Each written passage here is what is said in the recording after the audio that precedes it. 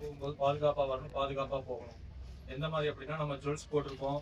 Jewels போட்டுட்டு நம்ம பஸ்ஸுக்குள்ள வந்து இருப்போம். கூட்ட நெரிசலா இருக்கும் பஸ்ஸுல. அப்போ வந்து வந்து நம்ம முன்னாடி யார் இருக்காங்க, பின்னாடி யார் இருக்காங்க, நம்ம கேர்ஃபுல்லா வந்து நம்ம வாட்ச் பண்ணி நிக்கணும்.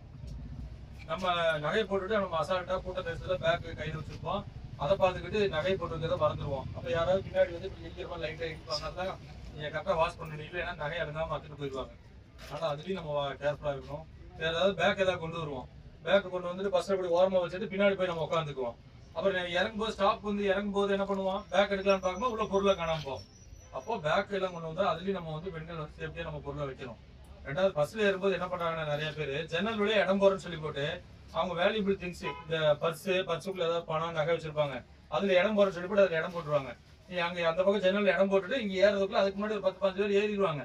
அப்புறம் ஏறி பார்க்கும்போது என்னுடைய பர்ஸ் வச்சிருந்தாங்க, நகையை காணாங்க, பர்ஸுக்குள்ள நகையில ஜுவல்ஸ் தான் இருந்துச்சு, பணம் இருந்துச்சு, காணாம போயிங்க.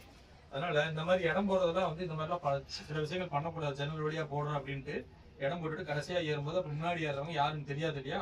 அதனால முக்கியமான பொருள் இருந்தது அப்படின்னா அதுல நீங்க வந்து பாதுகாப்பா வச்சுக்கணும். குறிப்பா அதே மாதிரி குழந்தைகள் அதே மாதிரிதான். இப்போ நம்ம பஸ்ல வந்து குழந்தைகளை கூட்டிட்டு வருவோம். சின்ன குழந்தைகளா இருக்கும். அவங்களுடைய அவங்களுடைய ஒரு ஆசைக்காக நம்ம கழுத்துல ஒரு நகை போட்டு இருப்போம். குழந்தைகளுக்கு அது தெரியாது இல்லையா? இது தங்கம் இவ்வளவு வேல்யூபிள் இருக்கு, இதுக்கு இவ்வளவு விற்கும் போகுன்னு அதுக்கு தெரியாது. அது ஒரு ஆசைக்கு நம்ம போடுவோம். நீங்க என்ன பண்ணுவீங்க?